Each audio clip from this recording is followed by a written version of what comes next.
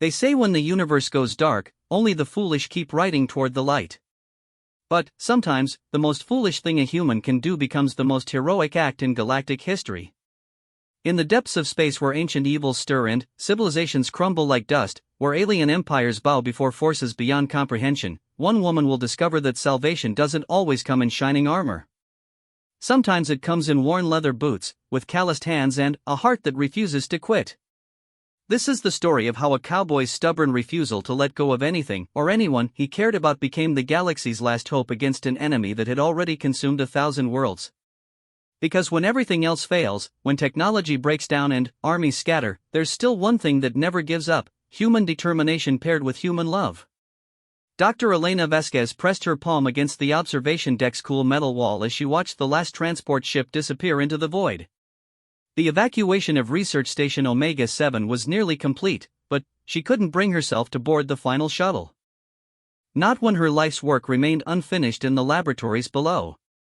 The station orbited a dying star in the Kepler 442 system, far from the established trade routes and the safety of human space. For 3 years, Elena had studied the strange energy readings emanating from the ancient ruins on the planet's surface. The artifacts down there predated any known civilization by millions of years, and they held secrets that could revolutionize humanity's understanding of the universe. "Doc, you need to get moving." The gruff voice belonged to Marcus Kane, the station's head of security. He stood in the doorway, his withered face creased with concern. At 52, Marcus had the look of a man who'd seen too much frontier life.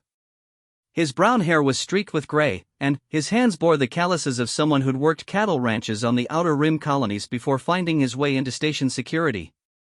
"Just give me 5 more minutes," Elena said without turning around. "I need to download the final data sequences." Marcus stepped into the observation lounge, his boots echoing in the empty space. Through the viewport, they could see the planet below, its surface shrouded in an unnatural darkness that seemed to pulse with malevolent energy. The phenomenon had started 6 months ago, a creeping blackness that consumed light itself, spreading across the planet's continents like spilled ink. "Elena, look at me." Marcus's voice carried the authority of someone accustomed to being obeyed, but there was gentleness there too. "That darkness down there isn't natural. Command thinks it might be connected to those ruins you've been studying. If that's true, then staying here is suicide." Elena finally turned to face him. At 34, she was brilliant and driven, with dark hair pulled back in a practical ponytail and eyes that burned with scientific curiosity. She devoted her career to xenoarchaeology, driven by humanity's desperate need to understand their place in a universe that seemed determined to crush them. "That's exactly why I can't leave," she said. "If the ruins are connected to this darkness, then the answers we need are down there. Humanity has been running from threats we don't understand for too long. The void touch nearly wiped out our colonies in the Vega system. The crystal parasites consumed 3 entire worlds before we figured out how to stop them. Each time, we survived because someone stayed behind to find answers." Marcus ran a hand through his hair, a gesture Elena had come to recognize as his way of processing frustration. She'd grown fond of the security chief over the past few months. Despite his rough exterior, he had a protective streak a mile wide and a dry sense of humor that had gotten her through many long nights of research. "The difference is, those other researchers had backup," Marcus said. "They had fleets standing by, reinforcements coming. We're alone out here, Elena. The nearest human outpost is 6 weeks away through hyperspace." The station's intercom crackled to life. "Final shuttle departing in 10 minutes. All remaining personnel report to Docking Bay 3 immediately. This is your last chance for evacuation." Elena walked to her research terminal and began rapidly typing commands. "I've isolated the frequency patterns from the artifacts. If I can just correlate them with the expansion rate of the darkness, Elena." Marcus's voice was quiet now, almost gentle. "You can study those patterns from the safety of a research ship. You don't have to die for them." "Yes, I do." She looked up at him, and Marcus saw something in her eyes that made his chest tight. It was the look of someone who'd found their purpose and wouldn't be swayed from it. "My parents died when the void touch hit our colony. I was 12, and I watched them sacrifice themselves to buy me and my sister time to escape. They made me promise to use my life to find answers, to make sure other families wouldn't have to go through what we did. Marcus stepped closer, close enough that he could see the exhaustion in her features, the weight of responsibility she carried. And you have. Your research has already saved lives. But throwing your life away won't bring them back. The lights flickered, and both of them looked toward the planet below. The darkness had spread further, now covering nearly half the visible hemisphere. As they watched, streaks of shadow seemed to reach upward from the surface, like grasping fingers trying to pull the station down. The gravitational readings are spiking, Elena said, checking her instruments. Whatever's happening down there, it's affecting the fabric of spacetime itself. This could be bigger than anything we've encountered before. Marcus made a decision that would change both their lives forever. Then, we stay. Elena looked at him in surprise. What? I said we stay. If you're right about this being humanity's best chance to understand these threats, then someone needs to watch your back while you work. And I'll be damned if I'm going to let you face this alone. Marcus, you have no obligation to. Yes, I do. He moved to the communication console and entered his security codes. This is Security Chief Kane to departing shuttle. Scratch my name from the passenger manifest. I'm staying aboard under emergency research protocols. Elena stared at him in amazement. You're giving up your chance to live for my research?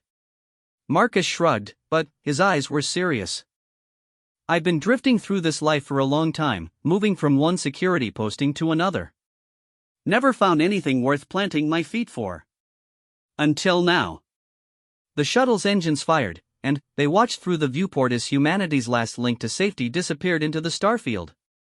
They were alone now, orbiting a planet consumed by darkness, with only each other and Elena's determination to find answers. We'll need to establish a base camp on the surface, Elena said, already planning their next moves. The strongest energy readings are coming from the primary ruins complex. If we can get close enough to the source, whoa there, document. Marcus held up a hand. I know you're eager to get started, but we need to approach this smart. That darkness isn't just swallowing light, it's changing the very nature of matter and energy down there. We'll need environmental suits, backup power systems, and a way to communicate with the station if things go wrong. Elena nodded, her scientific mind already cataloging the equipment they'd need. The station has 2 exploration shuttles. We could use one as a mobile base, keep the other in orbit for emergency extraction. Good thinking. What kind of defenses do we have? Defenses? Elena looked puzzled. We're here to study the phenomenon, not fight it. Marcus's expression grew grim. Elena, in my 20 years of security work, I've learned one hard truth: anything that can consume entire planets isn't going to be friendly to the people trying to study it. Whatever created that darkness down there, it's not natural, and it's not passive. We need to be ready for anything. As if summoned by his words, the station's proximity alarms began blaring. Both of them rushed to the sensor display, where Elena's face went pale at what she saw. That's impossible, she whispered. The darkness on the planet's surface had begun to lift, rising like smoke into the atmosphere. But it wasn't dispersing, it was forming shapes. Massive, writhing forms that defy geometric logic, with angles that seemed to bend reality around them. And they were rising toward the station. Elena, we need to move. Now. Marcus grabbed her research tablets and began pulling her toward the door. Wait. She broke free and ran back to her terminal, fingers flying over the controls. I'm detecting massive energy spikes in the ruins. Something's activating down there, something that's been dormant for millions of years. The station shuddered as something struck the outer hull. Through the viewport, they could see tendrils of living darkness wrapping around the station's support struts like grasping mines. Elena. She looked up from her terminal, data pad clutched in her hands, and Marcus saw both terror and exhilaration in her eyes. I've got it. The activation sequence, the frequency patterns, it's all connected to human neural patterns. Whatever built those ruins, they were waiting for us. They were waiting for humanity. Marcus grabbed her hand as the lights went out, emergency power bathing everything in red. Then, let's make sure we live long enough to figure out why. Together, they ran through the darkened corridors of the station as something ancient and vast began to tear it apart around them.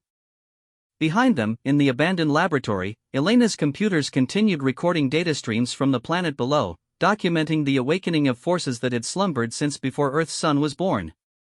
The real journey was just beginning, and neither Elena nor Marcus could have imagined that their decision to stay would ultimately determine the fate of not just humanity, but every living species in the galaxy. The darkness had found them, but they had found something to each other, and a mystery that would demand everything they had to give.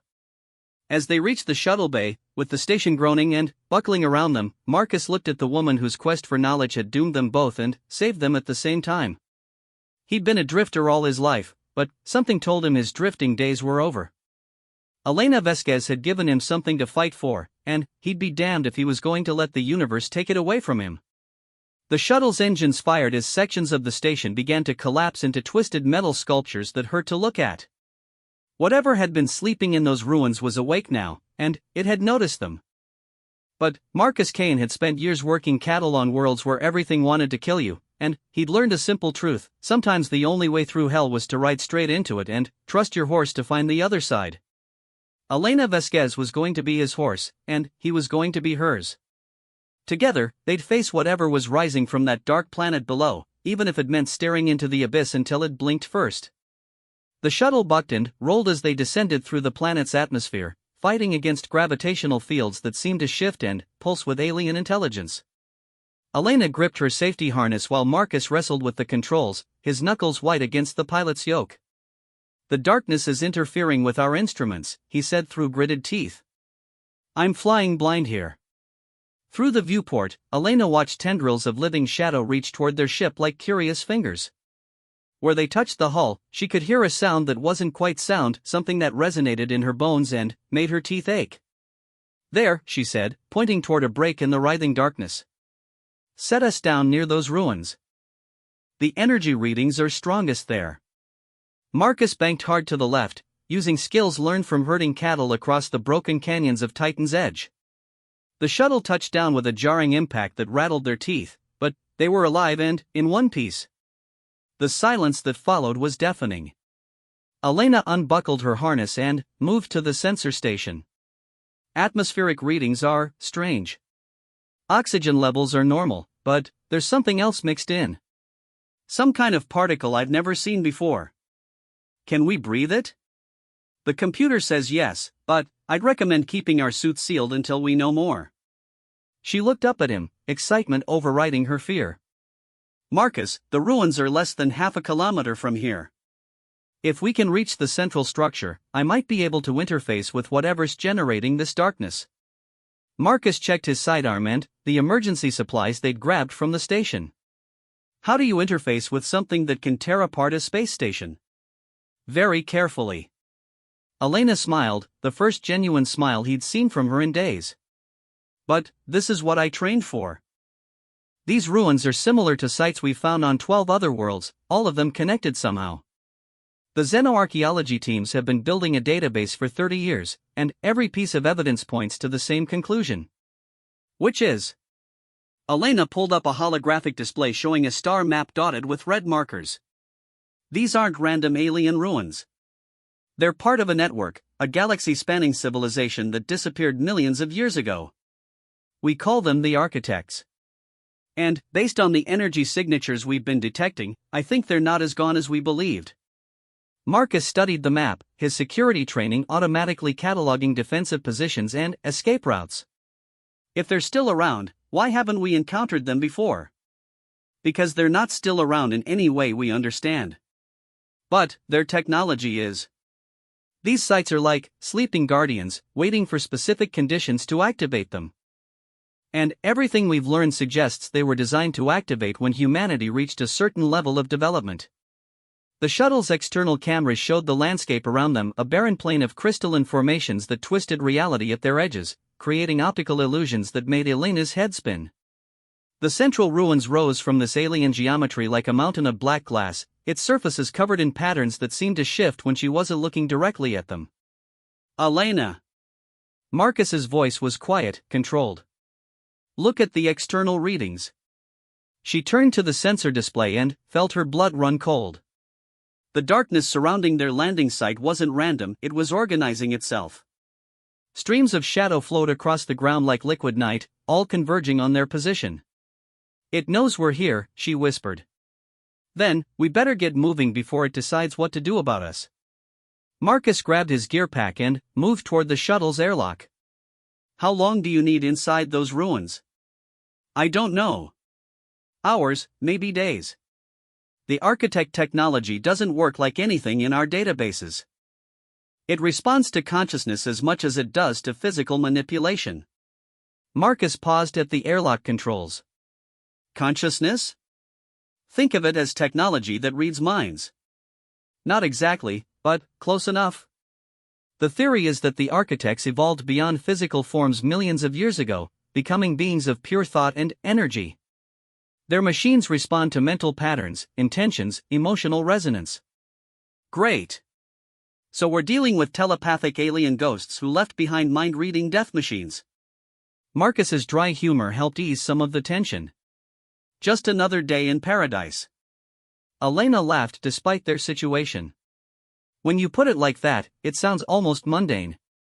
They sealed their environmental suits and cycled through the airlock. The moment they stepped onto the planet's surface, Elena felt it, a presence at the edge of her thoughts, ancient and vast and utterly alien. It wasn't malevolent, exactly, but it was overwhelming in its scope and complexity. Marcus felt it too. She could see it in the way his shoulders tensed, the way his hand moved instinctively to his weapon. Elena, something's watching us. I know. But I don't think it means us harm. Not yet. She pulled out her scanner and began taking readings as they walked toward the ruins. The particle density is increasing as we get closer to the central structure. Whatever's generating the darkness, it's definitely coming from inside. The ground beneath their feet was smooth as glass but somehow provided perfect traction. The crystalline formations around them hummed with low-frequency vibrations that Elena could feel in her chest. As they walked, the darkness above them began to part, creating a clear corridor that led directly to the ruins. It's making a path for us, Marcus observed. That's either very good news or very bad news. With architect technology, it's usually both. Elena's scanner was picking up energy patterns that made her heart race with scientific excitement. Marcus, these readings are incredible. The power source for this entire complex is orders of magnitude beyond anything humanity has ever created. We're talking about energy levels that could power our entire civilization for 1,000 years. They reached the base of the central structure, a towering spire of black material that seemed to absorb light from their helmet lamps. The surface was covered in symbols that shifted and changed as they watched, forming new patterns that Elena's trained eye recognized as mathematical equations and star charts. There, she said, pointing to an area where the symbols formed a stable pattern. That's the interface point. Marcus examined the wall with a tactical eye. No visible defenses, no obvious traps. Either this place is completely peaceful, or it's so dangerous that traps are unnecessary. Elena approached the interface, her scanner detecting massive energy fluctuations beneath the surface. The symbols are reacting to my presence. I think the system is trying to establish communication. She reached out toward the wall, her gloved hand stopping just short of the alien surface. Marcus, if something happens to me in there, if the system tries to download my consciousness or trap me in some kind of virtual reality, you need to get me out. No matter what I say, no matter how much I protest. Elena, wait. If this is that dangerous, it's our only chance to understand what's happening. Humanity needs these answers. She turned to look at him, and Marcus saw the same determination that had kept her on the station when everyone else fled. Promise me. If I get lost in there, you'll bring me home. Marcus nodded grimly. I promise. But, for the record, I think we're both completely insane. Elena smiled and placed her hand on the interface. The effect was instantaneous and overwhelming. Light erupted from the ruins, not the harsh white light of human technology, but something deeper and more complex, light that carried information, emotion, memory. Elena gasped as data flooded her consciousness, images and concepts that her human brain struggled to process. Marcus watched in growing alarm as Elena's body went rigid, her breathing becoming rapid and shallow. The symbols on the wall were racing now, changing faster than the eye could follow, and the energy readings were spiking into dangerous territory. Elena! Elena, can you hear me? But Elena was somewhere else entirely, her consciousness pulled into a vast network of information that spanned the galaxy. She saw the architects as they had been beings of incredible wisdom and power who had faced a darkness far worse than anything humanity could imagine. They had sacrificed themselves to create guardians, waiting watchposts that would awaken when the darkness returned. And it was returning. The entity that had consumed their civilization was stirring again, drawn by the rapid expansion of younger species across the galaxy. Humanity's spread through the stars had acted like a beacon, announcing their presence to something that fed on consciousness itself. The ruins were not weapons, they were sanctuaries. Safe harbors where organic minds could shelter while the storm passed. But they required a key, a specific type of consciousness that could interface with their systems and activate their protective protocols. They had been waiting for humanity. Waiting for minds that combine logic and intuition, science and emotion, in just the right proportions to serve as guardians for the next cycle. Marcus watched Elena's vital signs fluctuate wildly on his suit's medical scanner. Her heart rate was erratic, her brain activity off the charts. Whatever was happening to her in the interface, it was pushing her human physiology to its limits. "That's enough," he said, reaching for her. The moment his hand touched her shoulder, the connection snapped. Elena collapsed, and Marcus caught her before she could hit the ground. The symbols on the wall faded back to their dormant state, but the damage was done. Elena's eyes were wide with terror and wonder, and when she spoke, her voice was barely a whisper. "They're coming back, Marcus. The Devourers. The things that destroyed the architects. And, this time, they're coming for us." Marcus helped her to her feet, noting that her hands were shaking. "How long do we have?" The interface showed me astronomical data, gravitational disturbances at the galaxy's edge. "Maybe 6 months before the first scouts arrive. A year before the main force." Elena looked up at him with desperate urgency. "But the ruins can protect us. They can create a barrier around human space, but only if we can activate the entire network." "How many sites are we talking about?" 17 confirmed locations, probably dozens more that haven't been discovered yet. "And, Marcus, they all need to be activated simultaneously, by human operators who can interface with the systems." She gripped his arm. "We can't do this alone. We need teams, ships, resources that humanity doesn't have."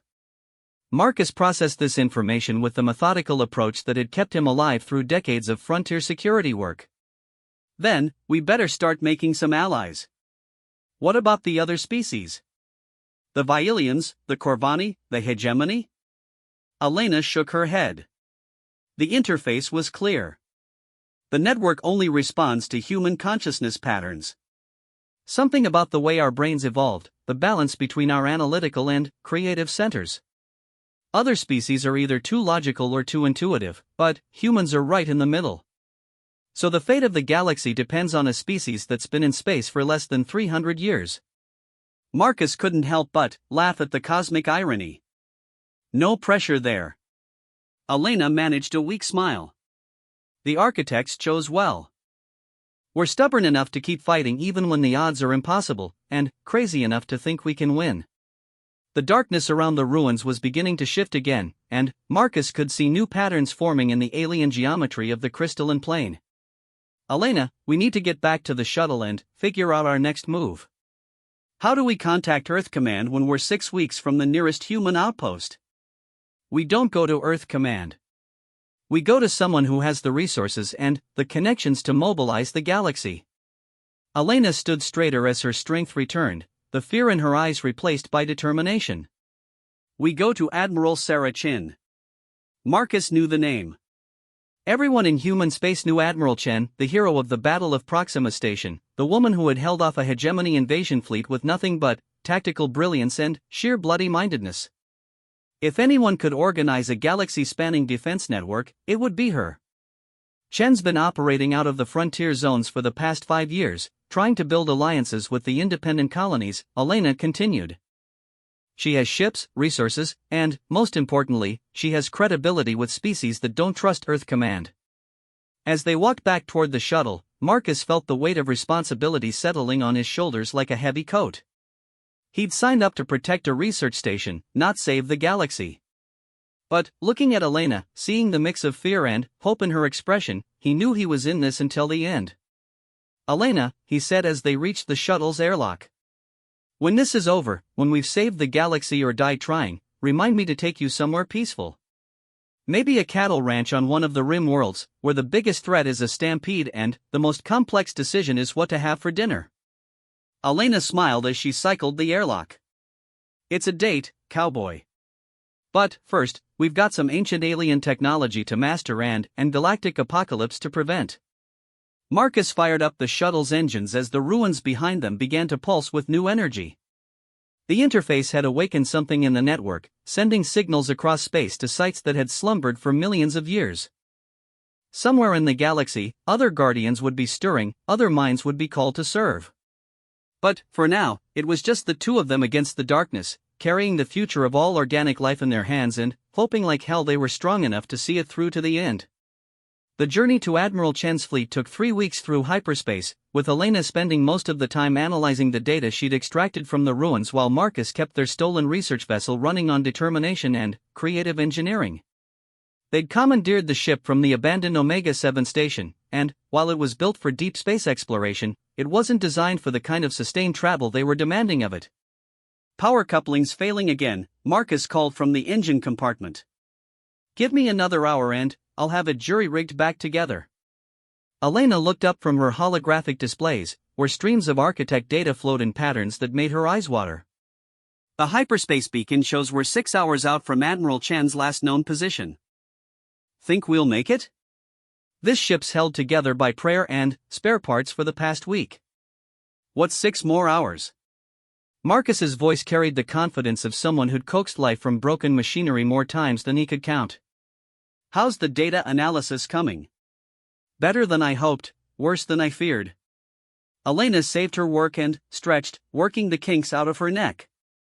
The good news is I've identified 12 more architect sites that weren't in our original database. The bad news is the activation sequence is more complex than I initially thought. Marcus emerged from the engine compartment, his hands stained with hydraulic fluid and his hair disheveled. How complex are we talking? Each site requires a minimum of 3 human operators working in perfect synchronization. The neural link between the operators has to be precise down to the microsecond, or the entire network could collapse. Elena pulled up a schematic showing the interconnected nature of the architect sites. It's not just about turning on the machines, it's about creating a living network of human consciousness that can interface with technology millions of years old. Marcus cleaned his hands and moved to stand behind her chair, studying the data over her shoulder. So we need to find 87 people willing to risk their lives linking their minds to alien technology, and somehow coordinate them across multiple star systems simultaneously. 87 people who meet very specific psychological and neurological criteria, Elena corrected. The architects weren't random in their requirements. The operators need to have a particular balance of analytical and intuitive thinking, emotional stability under extreme stress, and the ability to maintain their individual identity while sharing consciousness with others. Sounds like they were designing the network specifically for humans. Elena nodded grimly. That's exactly what they were doing. The data suggests the architects had contact with early human civilization, possibly during our prehistoric period. They studied our neural development patterns and designed their failsafe around our specific type of consciousness. The hyperspace proximity alarm chimed, indicating they were approaching their destination. Marcus moved to the pilot station and began the transition to normal space, feeling the familiar stomach-churning sensation as reality reasserted itself around them. Elena, you need to see this. She joined him at the viewport, and both of them stared in amazement at the sight before them. Admiral Chen's fleet wasn't the small collection of ships they'd expected, it was a massive armada that included vessels from dozens of different species. Human destroyers flew in formation with elegant Vialian cruisers, while blocky Corvani cargo haulers moved alongside gracefully Therian diplomatic vessels. How did she manage to assemble a multi-species fleet without Earth Command's authorization? Elena asked. By being Sarah Chin. Marcus's respect for the Admiral was evident in his voice. The woman has a talent for making people believe in impossible things. Their communication system crackled to life. Unknown vessel, this is Admiral Chen's flagship Resolute. State your identity and purpose or be fired upon. Marcus activated their transmitter. This is Marcus Kane, former security chief of Research Station Omega-7. I'm carrying critical intelligence regarding a galactic threat. Request immediate audience with Admiral Chen. There was a pause, then, a different voice came over the channel, older, female, carrying the authority of someone accustomed to command. Marcus Kane, this is Admiral Chen. Your research station was reported destroyed 6 weeks ago. How are you alive, and why should I believe anything you have to say? Elena leaned toward the microphone. Admiral, this is Dr. Elena Vasquez, xenoarchaeologist. We survived the destruction of Omega-7 because we discovered evidence of an imminent threat to all organic life in the galaxy. The ruins on Kepler 442 contain technology from an ancient civilization that tried to warn us about entities they called the Devourers. Another pause, longer this time. Dr. Vasquez, I've read your papers on architect civilization. You're either the real thing or an excellent imposter. Either way, you've got my attention. Docking Bay 7, and come armed. If this is some kind of trick, you won't live to regret it. The Resolute was a modified dreadnought that had seen action in 3 different wars, her hull scarred by weapons fire and patched with armor plating from a dozen different manufacturers. Marcus guided their ship into the cavernous docking bay, noting the heavy security presence and the fact that several weapons systems were trained on their vessel. Admiral Sarah Chen was waiting for them at the airlock, flanked by security officers from 3 different species. At 48, she had the bearing of someone who'd earned her rank through combat rather than politics. Her gray hair was pulled back in a practical bun, and her dark eyes missed nothing as she studied Elena and Marcus with tactical precision. Dr. Vasquez, Mr. Kane. Her voice was formal, but Elena detected a hint of curiosity beneath the professional facade. You'll understand if I'm skeptical about claims of galactic threats. In my experience, people who show up with urgent warnings are usually trying to sell something. Elena stepped forward, holding out her data tablet. Admiral, what I'm about to show you will sound impossible. But the mathematics are solid, the archaeological evidence is overwhelming, and we have approximately 5 months before the first advanced scouts of the Devourer fleet reach the outer rim of our galaxy. Chen took the tablet and began scrolling through Elena's data, her expression growing more serious with each page. These energy readings are from the ruins on Kepler 442? From direct interface with architect technology, Elena confirmed. The civilization that built those sites faced the same threat we're facing now. They didn't survive, but they left us the tools to fight back. Assuming we can figure out how to use them. Marcus stepped up beside Elena. Admiral, we need to activate 29 architect sites simultaneously, using teams of human operators who can interface with the technology. Dr. Vasquez has identified the psychological profiles we need, but finding that many qualified people and coordinating their deployment across multiple star systems is exactly the kind of impossible mission I specialize in. Chen finished reading the data and looked up at them with new respect. The neural synchronization requirements are staggering.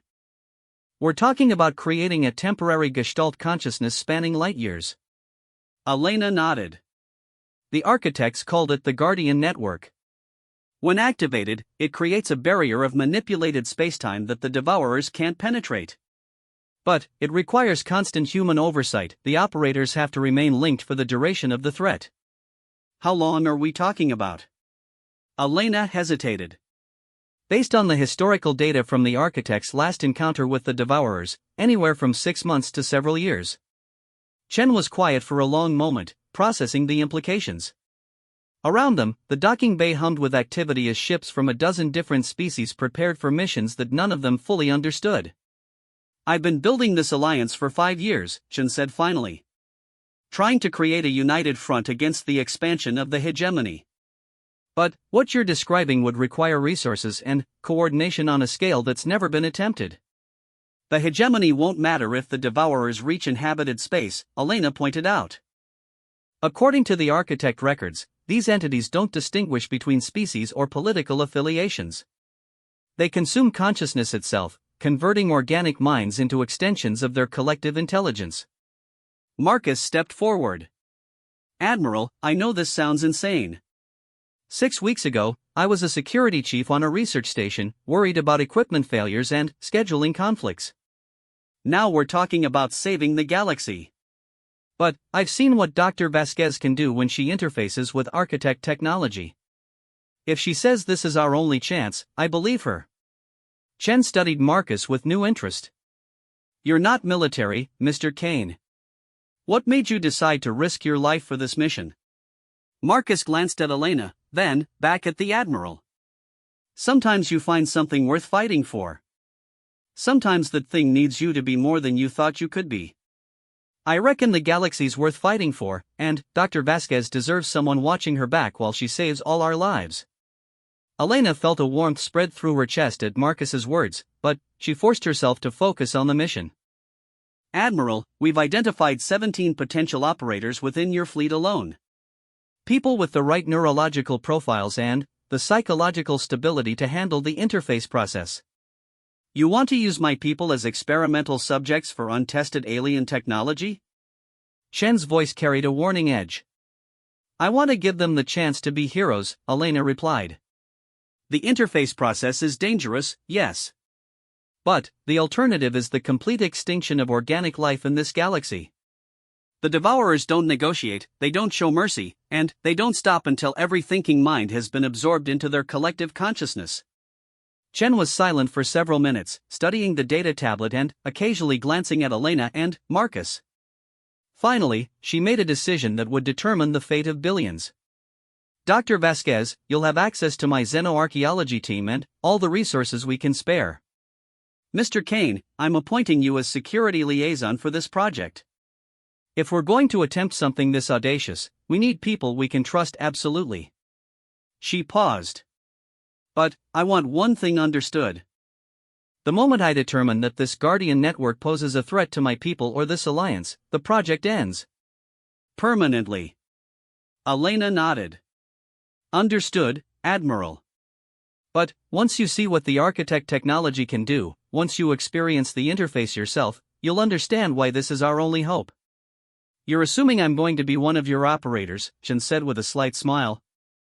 According to the psychological profiles, you're a perfect candidate, Elena replied. Natural leadership abilities, analytical thinking balanced with intuitive decision-making, and the emotional stability to maintain individual identity while sharing consciousness with dozens of other minds. Chen laughed, the first genuine emotion she'd shown since their arrival.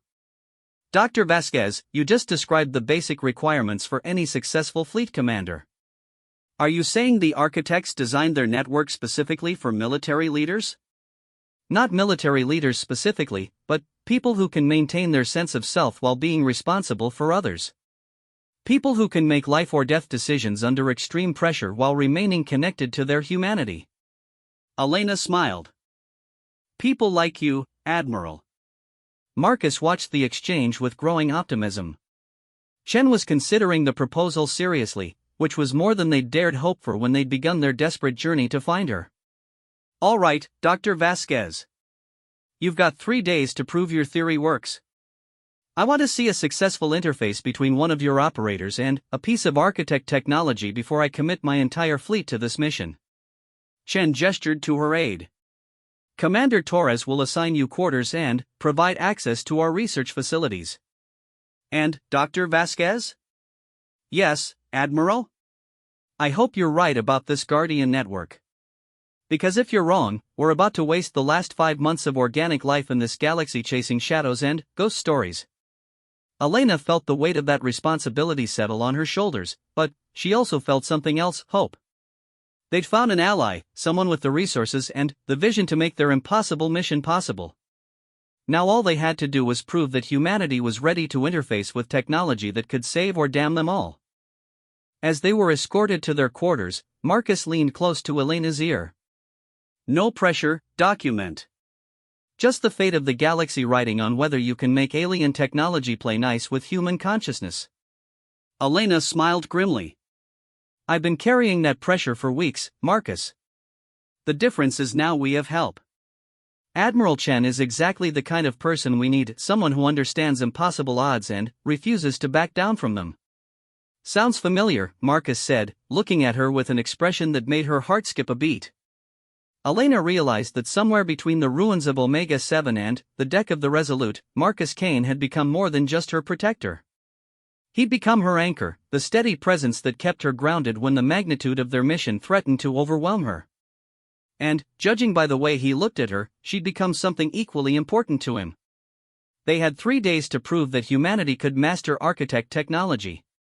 3 days to convince Admiral Chen to risk everything on the word of a xenoarchaeologist and a security chief who'd found something worth fighting for in each other. The galaxy's future hung in the balance, but, for the first time since this nightmare began, Elena felt like they might actually have a chance. The first interface test took place in the Resolute's main laboratory, with Admiral Chen observing from behind reinforced barriers as Elena prepared to link with a fragment of architect technology they'd salvaged from the ruins. The crystal matrix hummed with potential energy, its surface covered in symbols that shifted and flowed like living thoughts. Vital signs are stable, reported Dr. Miranda Hayes, Chen's chief medical officer. Neural activity is within normal parameters, but I'm seeing some unusual brainwave patterns forming. Elena lay on the interface table, neural monitoring leads attached to her temples while Marcus stood nearby, ready to break the connection if something went wrong. They'd run preliminary tests for 2 days, mapping Elena's brain activity and fine-tuning the interface protocols, but this would be the first full neural link. Remember, Elena said, looking up at Marcus, if I start showing signs of consciousness displacement, you pull me out immediately. No matter what I say, no matter how much I protest. Marcus nodded grimly.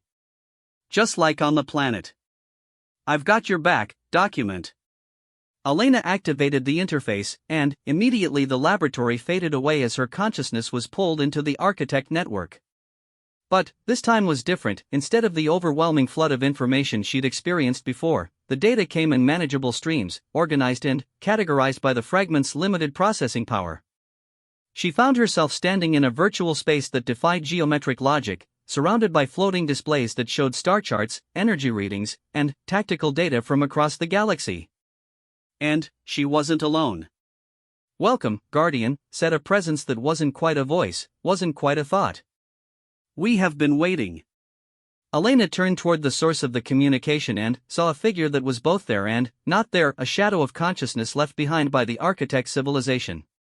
It had no fixed form, shifting between different shapes as if it couldn't decide what it wanted to be. "You're one of the architects," Elena said, her voice echoing strangely in the virtual space. "I am what remains of the one who designed this network. A fragment of consciousness preserved within the crystal matrix, waiting for a compatible mind to carry on our work." The figure gestured toward the floating displays. "Your species has exceeded our projections. We calculated a 70% probability that you would achieve the necessary technological development before the Devourers returned. You have done so with decades to spare." Elena studied the tactical displays, noting the positions of architect sites throughout human space and beyond. "Why us? Why did you design this network specifically for human consciousness?" "Because your minds contain a unique balance of logic and intuition, individual identity and collective cooperation. Most species that achieve spaceflight specialize, they become either purely rational or purely instinctive. But humans maintain both aspects throughout their development." The figure paused. "Also because we encountered your ancestors during our final years. We knew your potential." Elena felt a chill at those words. "You had contact with early humans?" Brief but illuminating. "Your species showed the kind of stubborn determination that would be necessary to operate the Guardian network. The ability to hold fast to hope even when facing impossible odds." The figure's form shifted again, becoming more solid. "But, there is something you must understand about the price of becoming a Guardian." The virtual space around them changed, showing Elena images of the network in full operation. She saw human operators at 29 different sites, their consciousnesses linked across space and time, working in perfect harmony to maintain the barrier against the devourers. But she also saw the cost. The neural synchronization required for the network creates permanent bonds between the operators, the architect presence explained. They become part of each other in ways that cannot be undone. Their individual identities remain, but they are forever linked, sharing thoughts, emotions, memories. Elena watched the display with growing understanding. A collective consciousness. Not quite. More like an extended family of minds that can never be separated. The operators will know each other's thoughts, feel each other's emotions, share each other's pain and joy for the rest of their lives. The figure turned to face her directly. Is your species prepared for that level of intimacy? Can you ask people to sacrifice their mental privacy permanently to save the galaxy? Elena thought of Marcus, waiting anxiously in the laboratory, ready to risk his life to pull her back from this interface. Some bonds are worth the price. Indeed. But you must choose your operators carefully. The network can only function if the linked minds can work in harmony. Conflict between operators will destabilize the entire system. The virtual space began to fade as the interface session reached its time limit. Wait, Elena called. How do we coordinate the activation? How do we ensure all the sites come online simultaneously? The network will guide you when the time comes, the architect presence replied. Trust in the bonds you form with your fellow guardians. Trust in the strength of human connection. Elena gasped as she returned to normal consciousness, finding Marcus leaning over her with concern written across his features. Elena? Can you hear me? I'm okay, she said, sitting up slowly. But we need to talk to Admiral Chen immediately. There's something about the Guardian network that changes everything. Chen listened in silence as Elena explained what she'd learned from the architect consciousness, her expression growing more thoughtful with each revelation. When Elena finished, the Admiral was quiet for several minutes before speaking. You're asking my people to undergo a permanent mental transformation, Chen said finally. To give up their psychological privacy forever in exchange for the ability to save the galaxy. I'm asking them to accept a level of connection with each other that most people never experience, Elena corrected. The architect consciousness was clear, the operators retain their individual identities. They just share them with their fellow guardians. Marcus stepped forward. Admiral, I've watched Dr. Vasquez interface with this technology multiple times. She's still herself, still the brilliant, stubborn scientist who dragged me into this mission. But she's also gained something, knowledge, perspective, a sense of connection to something larger than herself. Chen studied Elena carefully. Dr. Vasquez, in your professional opinion, would you undergo the full Guardian transformation knowing what you know now? Elena didn't hesitate. Yes. Not just because the galaxy needs this network, but because I believe the connection between Guardians would be a gift, not a curse. To know someone that completely, to share consciousness with people you trust absolutely, it's not a sacrifice, Admiral. It's an evolution. And, you're confident you can find 28 other people who feel the same way? I've been analyzing the psychological profiles of your fleet personnel for the past 2 days, Elena replied. I've identified 37 potential candidates who meet the neurological requirements and have the emotional maturity to handle the Guardian bond. But, the final selection has to be voluntary. No one can be forced into this kind of connection. Chen activated her communication system. All senior staff, report to Conference Room 1. Priority Alpha briefing. She looked at Elena and Marcus.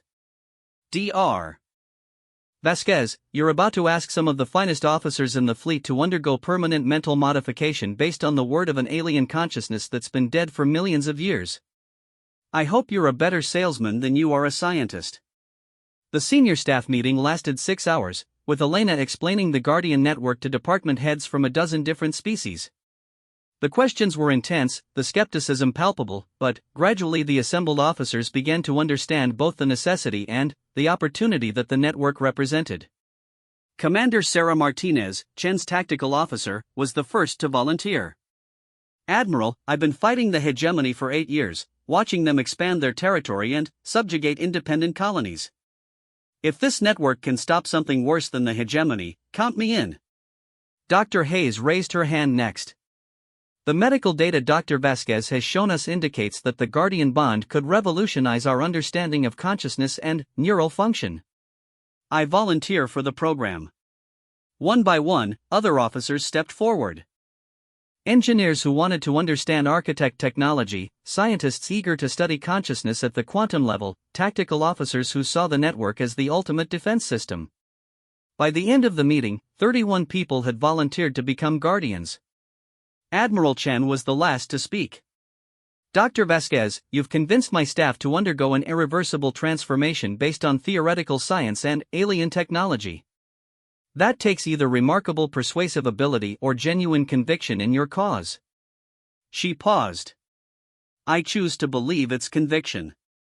You have your volunteers, Doctor.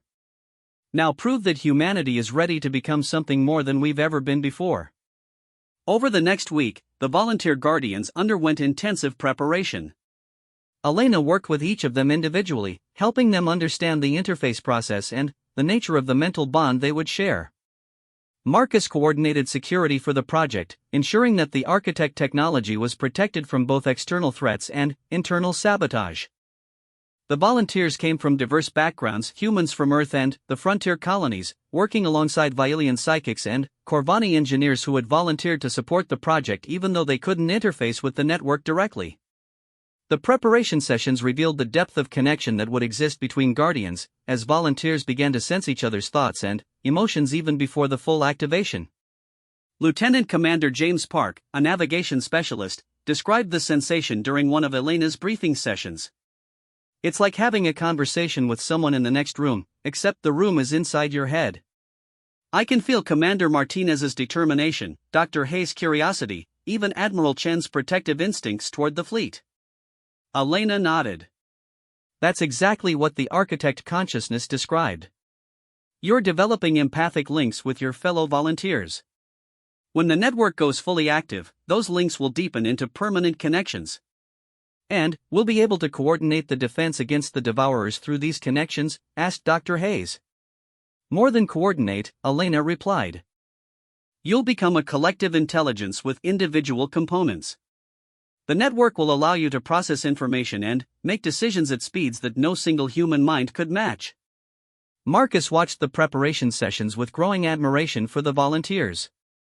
They were facing the unknown with courage and determination, accepting a transformation that would change them forever for the sake of people they'd never meet. Elena, he said after one particularly intense session, what about us? Elena looked up from her notes. What do you mean? You're going to be one of the Guardians. You'll be connected to 30 other minds for the rest of your life. Where does that leave us? Elena set down her notes and took his hands in hers. Marcus, the Guardian Bond doesn't replace personal relationships, it enhances them. The volunteers who are romantically involved report that their connections are becoming deeper, more meaningful. And you. She smiled. You've been part of this journey from the beginning. If you're willing to undergo the interface process, if you want to become a Guardian, there's nothing I'd like more than to share this with you. Marcus was quiet for a long moment, processing the implications. You're asking me to join a collective consciousness. I'm asking you to take the next step in an evolution that started when you decided to stay on Omega-7 instead of fleeing to safety, Elena replied. I'm asking you to become part of something that could protect the galaxy for generations to come. Marcus really looked at her, and saw the woman who had changed his life by refusing to give up on impossible dreams. The woman who had shown him that some things were worth risking everything for. All right, document, count me in. But, I want one promise from you. Anything. When this is over, when we've saved the galaxy and proven that humans can master architect technology, we take that vacation on a cattle ranch where the biggest decision is what to have for dinner. Elena laughed and kissed him, tasting the promise of a future that seemed suddenly possible. It's a deal, Cowboy. But, first, we've got a galaxy to save and an impossible bond to forge with 30 of the finest people in human space. The next morning, Admiral Chen issued the orders that would change everything. The fleet would split up, with Guardian teams deploying to architect sites throughout the galaxy. They had 3 weeks to reach their positions before the Devourer scouts arrived at the galaxy's edge. Elena stood with Marcus on the observation deck of the Resolute, watching the fleet disperse on missions that would determine the future of all organic life. Tomorrow, they would depart for the primary architect site in the Andromeda approach, where Elena would attempt to link 32 human minds across light years of space. Nervous? Marcus asked. Terrified, Elena admitted. But also excited. We're about to become the first multiplanetary collective consciousness in galactic history. If we succeed, we'll have created something that the Devourers can't understand or counter. Marcus nodded, his hand finding hers in the darkness of space. And if we fail? Elena squeezed his hand tighter. Then, at least we'll fail together. All of us, linked in a bond that transcends death itself. As the last ships disappeared into hyperspace, Elena felt the weight of destiny settling around her like a familiar coat. Tomorrow, humanity would take its next step in evolution, guided by the ghost of an ancient civilization and the stubborn determination of people who refused to let the darkness win. The real test was about to begin. The Andromeda Approach architect site was unlike anything Elena had ever seen. The structure rose from an ocean world's surface like a crystalline mountain, its peak breaking through the planet's atmosphere and extending into space itself. Energy patterns danced along its surface in colors that had no names, and the very air around it hummed with potential. Readings are off the charts, reported Dr. Hayes from her monitoring station. The energy output from this site alone could power a small star system. Elena stood in the primary interface chamber, surrounded by 31 other volunteers who had agreed to become humanity's first guardians. Admiral Chen was there, along with Marcus, Commander Martinez, Dr. Hayes, and 28 others who had passed the psychological evaluation and neural compatibility tests. Through the chamber's transparent walls, they could see the other Guardian teams taking their positions at architect sites across the galaxy. The synchronized activation would begin in exactly 1 hour, coordinated by quantum communication systems that the architect technology had helped them understand. Final systems check, Elena announced, her voice carrying clearly through the chamber's communication system. Guardian Team Alpha, report status. One by one, the teams checked in from their distant locations. The primary site on Kepler 442 where this journey had begun. The crystalline ruins on Vega Prime. The underwater complex in the TRAPPIST system. Each location held its team of volunteers, ready to link their consciousness across the vast distances of space. Marcus stood beside Elena, his neural interface headset gleaming in the chamber's ethereal light. 6 months ago I was worried about supply requisitions and equipment maintenance schedules. Now I'm about to become part of a galaxy-spanning collective consciousness. Elena smiled at him, feeling the familiar mix of love and determination that had sustained her through this impossible journey. Any regrets? Just one, Marcus replied. I wish my parents could have lived to see this. They always said I'd never amount to anything more than a ranch hand with delusions of grandeur. They would have been proud, Elena said softly. You're about to become one of the guardians of galactic civilization. Admiral Chen stepped forward, her expression serious but resolved. Dr. Vasquez, are we certain about the activation sequence? Once we begin the interface process, there's no going back. I've run the calculations 100 times, Elena replied. The architect consciousness has confirmed the procedure. We activate in a specific pattern, the primary sites first, then the secondary locations, finally, the tertiary positions. The network will establish itself gradually, allowing each Guardian team to stabilize before adding the next layer of complexity. Dr. Hayes monitored the medical readings from her console. All volunteers are showing optimal neural activity. Brain chemistry is stable, stress hormones within acceptable ranges. Whatever happens next, everyone is as ready as they can be. Elena looked around the chamber at the 31 people who had volunteered to undergo permanent transformation for the sake of the galaxy. They came from different worlds, different backgrounds, but they all shared the same expression, determination mixed with anticipation. 10 minutes to activation, announced the quantum communication system. Elena moved to her interface station, a crystalline panel that connected directly to the architect site's primary consciousness matrix. As she approached, symbols began appearing on its surface, the same flowing patterns she'd first encountered in the ruins of Kepler 442. "This is it," she said, placing her hands on the interface. "When I activate the primary node, you'll all feel the connection forming. Don't fight it, let your consciousness flow with the network. Remember that you're still yourselves, just more connected than any humans have ever been before." Marcus positioned himself at his interface station, his eyes never leaving Elena's face. "Doc, if this goes wrong, it won't," Elena interrupted. "But, if it does, know that you've already saved my life more times than I can count. You gave me something worth fighting for." The countdown reached 0. Elena activated her interface, and immediately the chamber filled with light, not visible light, but something deeper and more fundamental. She felt her consciousness expand, touching the minds of her fellow volunteers and finding them transformed by the same experience. Marcus was there, his steady presence unchanged but somehow magnified. She could feel his determination, his protective instincts, his love for her amplified through the neural link. And, beyond him, the others: Admiral Chen's tactical brilliance, Dr. Hayes' scientific curiosity, Commander Martinez's fierce loyalty. One by one, the other Guardian teams across the galaxy came online. Elena felt her awareness expanding as more minds joined the network. The volunteers on Vega Prime brought their unique perspectives on energy manipulation. The team in the Trappist system added their understanding of quantum mechanics. Each new connection made the network stronger, more capable. But it was more than just shared knowledge. Elena could feel the emotions, the hopes and fears, the individual personalities of every Guardian. They remained themselves, but they were also part of something larger, a collective consciousness that spanned the galaxy while preserving the individuality of each component. "Network stabilization at 97%, Elena heard someone say, though in the expanded awareness of the Guardian bond, individual voices blended into a harmony of shared thought. Through the network, Elena sensed the approach of the Devourer scouts at the galaxy's edge.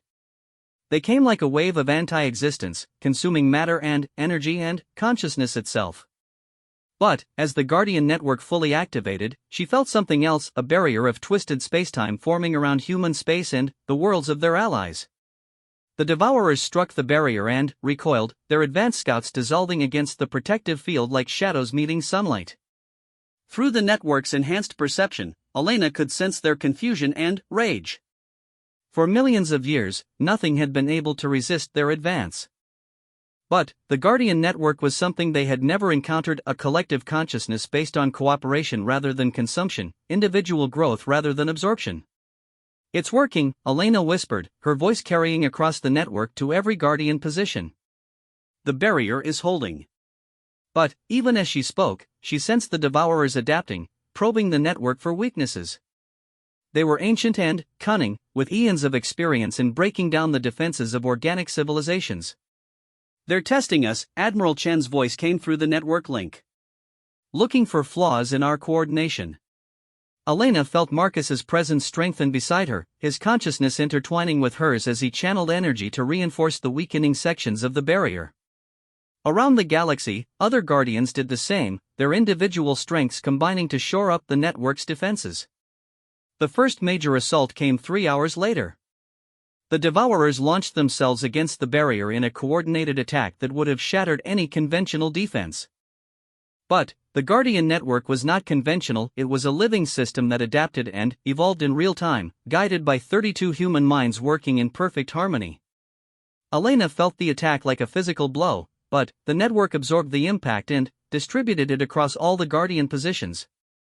What would have destroyed any single site became manageable when shared among the collective consciousness.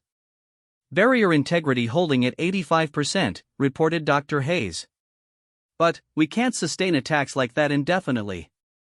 Elena reached deeper into the network, drawing on the architect knowledge that flowed through the consciousness matrix.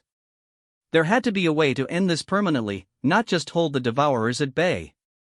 And then, she found it buried in the deepest levels of architect memory, a final protocol that could banish the Devourers permanently. But the cost. "Elena, what are you thinking?"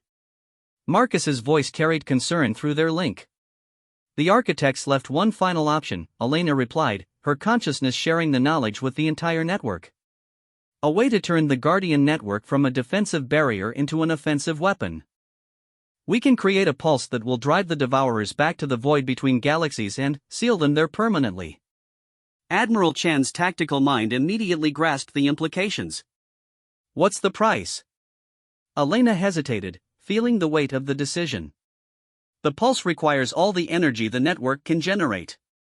Every Guardian position, every consciousness link, everything we've built.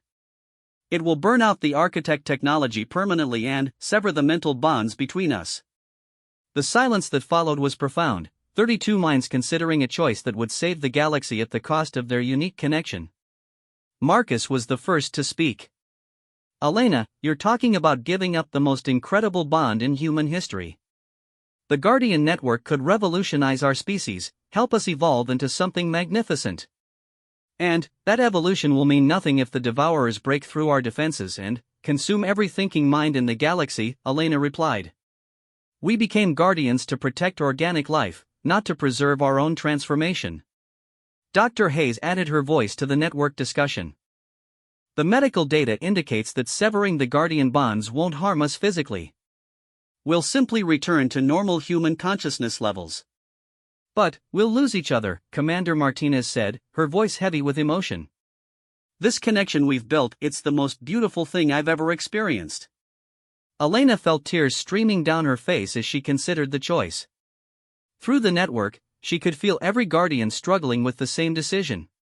They had become something unprecedented in galactic history, a collective consciousness that preserved individuality while sharing everything. And now they were being asked to sacrifice it all. There's another way, Marcus said suddenly, his consciousness blazing with determination through the network. Elena, what if we don't sever all the connections? What if we maintain the links between smaller groups while sacrificing the galaxy-wide network? Elena explored his suggestion through the architect knowledge, and felt hope surge through her. It could work. We could maintain Guardian bonds between groups of 4 or 5 people while still generating enough energy for the pulse. Admiral Chen's tactical analysis confirmed the possibility. 32 Guardians could form 6 stable subnetworks. We'd lose the galaxy-spanning connection, but we'd preserve the core bonds between the closest linked individuals. The decision was unanimous. Each Guardian chose their permanent bond partners, people they trusted absolutely and loved deeply. Elena, Marcus, Admiral Chen, and Dr. Hayes formed one group. Commander Martinez linked with her closest friends among the tactical staff. The other volunteers formed their own small networks of connection. Initiating the pulse, Elena announced, feeling the network configuration shifting around her. All Guardian positions, prepare for final energy discharge. The pulse built slowly, drawing power from every architect site simultaneously. Elena felt her consciousness expand one final time to touch every mind in the network, sharing a moment of perfect unity before the galaxy-wide connection dissolved forever. The energy wave that erupted from the Guardian network was visible across half the galaxy, a brilliant nova of coherent force that struck the Devourer fleet and drove them screaming back into the void between galaxies. The architect technology sealed the dimensional barriers behind them, ensuring they could never return to threaten organic life again. As the light faded, Elena found herself back in the primary interface chamber, her consciousness now limited to her bond with Marcus, Admiral Chen, and Dr. Hayes. The galaxy-spanning network was gone, but the connection between the 4 of them remained a permanent link of shared thoughts and emotions that would last for the rest of their lives. Elena? Marcus's voice was both audible and mental, carrying through their preserved bond. Are you all right? She opened her eyes and looked at him, seeing him with both her physical sight and the enhanced perception of their Guardian link. I'm perfect, she said, meaning it completely. We all are. Admiral Chen stood slowly, testing the boundaries of their new connection. The bond is stable. I can feel all of you, but the overwhelming cascade of information from the full network is gone. Dr. Hayes was already running medical scans. Fascinating.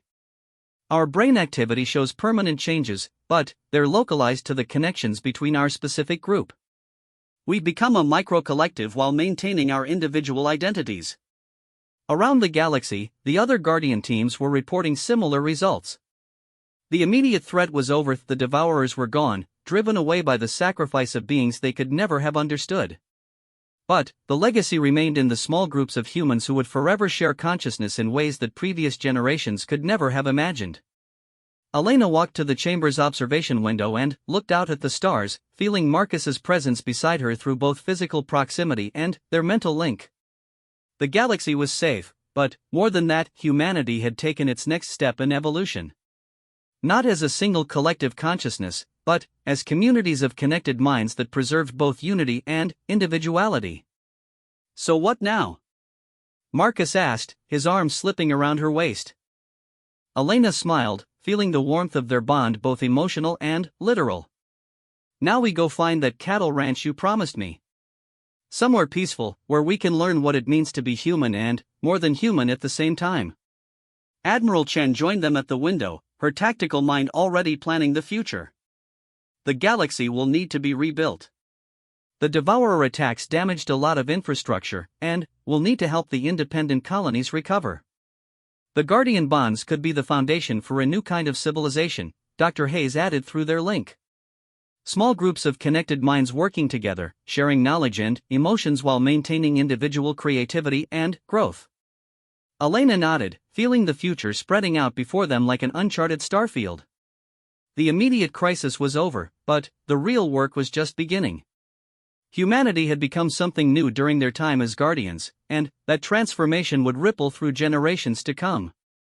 Elena, Marcus said quietly, his mental voice warm with love and anticipation. Ready for that vacation?